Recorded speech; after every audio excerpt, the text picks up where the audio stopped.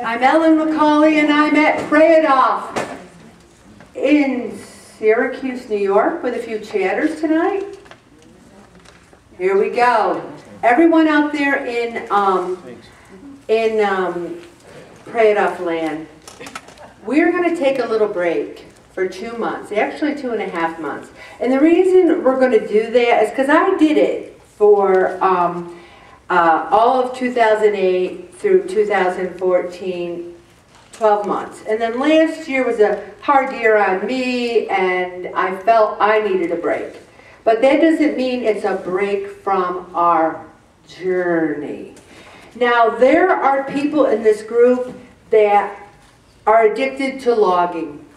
I went out to Funk and Waffles Saturday night with my husband and our company, because my son Vincent's band, friends, were all in a band.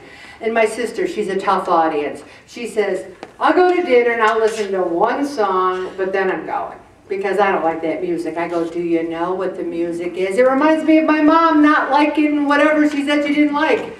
Capers. She never had it, but needless to say, she loved the music, and she was there for the whole set. They were wonderful. But I'm panicking, thinking, what am I going to eat at Funk and Waffles? Because the operative word was not funk. The operative word, you guys, was waffles. So I looked at the menu, and they had a spinach and kale salad with walnuts and a bowl of fresh fruit. I thought I died and went to heaven. It was delicious. And while the band was playing, I reach into my purse. I discreetly am writing on my food log, and I hear this raucous laughter. And my husband says, because, you know, he didn't ever see me do that, and like right across from me, he goes, wait till I tell the group you're vlogging. I do that. I eat something, I log it.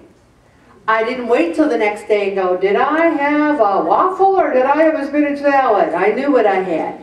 The point is, you either log or you don't log. You either take it seriously or you do it because you think I'm the teacher and you're going to get in trouble. This is for you, and there's benefits to it. When you log, I have been logging my food for 8.5 years. And I've never missed one meal or one anything. I've never said, I wonder what I had last Tuesday, because I know. There are people in this group who, in the car on the way here, they don't text, they write on their food. I'm sorry, officer, I forgot what I had Friday and I was just writing it down. I didn't mean to rear-end that car. We need to keep our food logs. When we eat, we log. Eat, log, eat, log. Here's something big. Let's say you lose your log. It's been known to happen. There's things, it's bizarre, but they're called sheets of paper. You take them out, you can write on those. I've told the story about the person who did it on a paper towel once. You can write on anything. When you log your food, you take in fewer calories than you expend. Because as you're writing it down, you're going, oh my gosh, did I really eat all that? I better be careful the next couple of days. You focus on your food choices.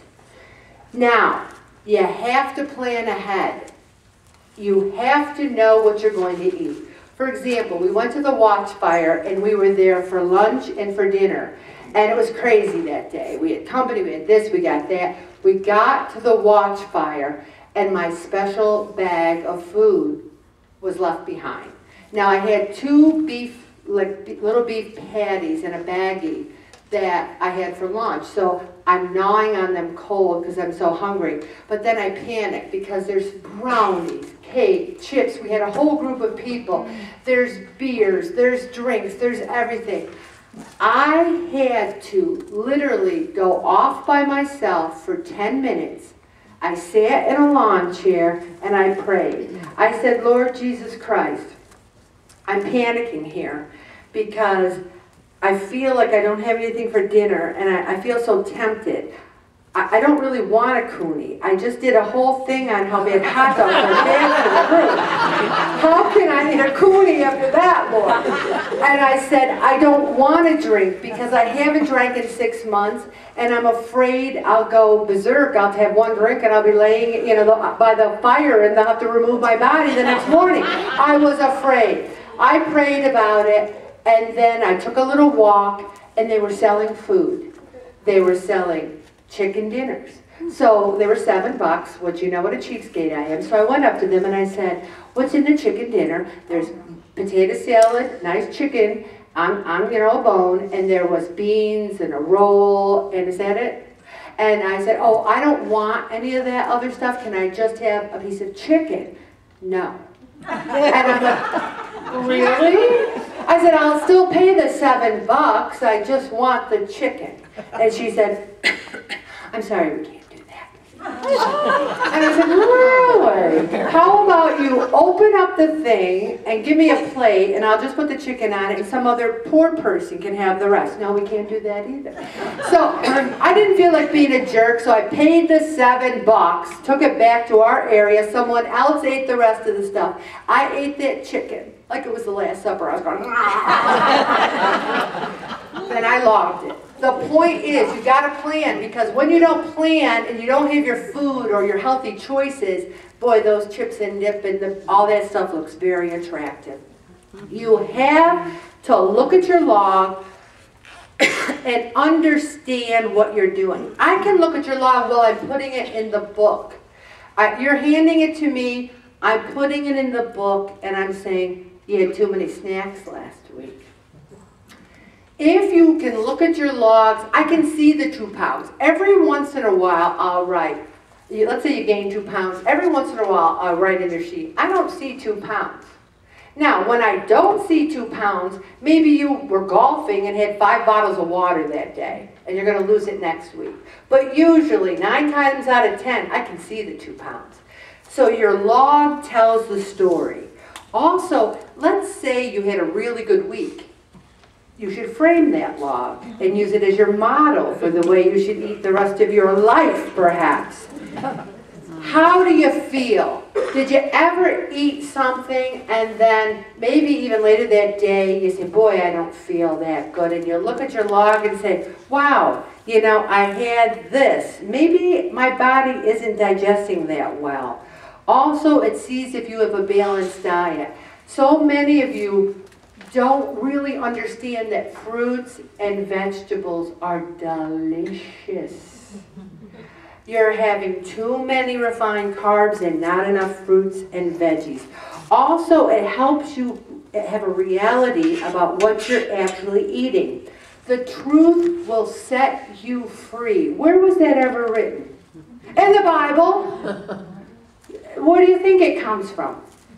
If you write things down that aren't the truth, who are you kidding? If you write down, and you know what I love? People always like to say, small piece of cake.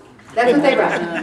Small piece of cake. No one ever said I had a honker piece of cake. No one ever writes, I ate half the cake.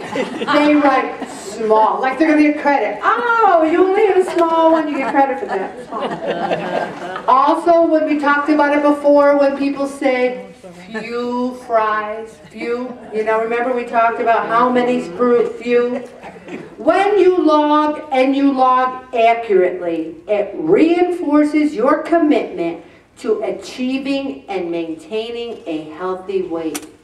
Each time you make an entry in your food log, you are expressing your intention and desire to do what needs to be done to live well.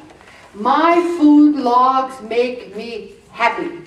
I am happy when I look at my exercise, my checks for the water.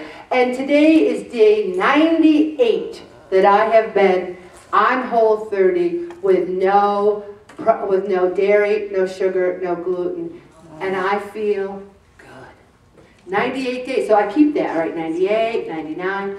The thing is, if you are having a lot of BLTs, and I don't mean bacon, lettuce, and tomatoes, what do I mean, everybody? Bites, licks, and tastes. They add up. You're frosting a cake, and you're saying, I didn't have any cake, but you ate half the jar of frosting. That counts. Also, I hope that God blesses this group and that we continue forever. But I'll tell you one thing, no matter where I am, I know I will log my food for life. And there's two meanings there, for life and for life. There are people, I can go around every table and I can say great lager, great lager, great lager, great lager. I can also go around and go stinky lager. Does a kind of barely does the lager.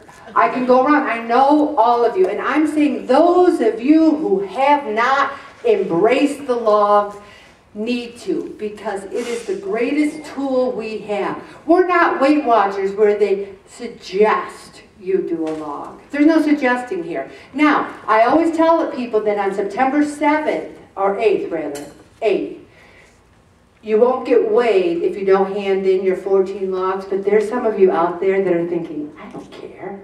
I don't care if I get weighed on September 8th, because she'll weigh me the next Thursday. So why should I do 14 stinking weeks of logs when I'll just wait till the next Thursday to get weighed? So here's what I'm going to do. You don't do the 14 weeks of logs, I'm never weighing you in again.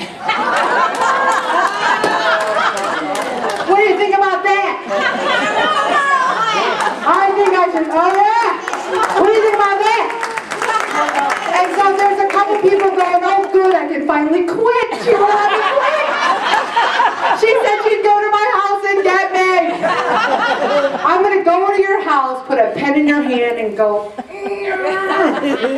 really, really think about it. It's for life. I'm stopping right there, Roberto.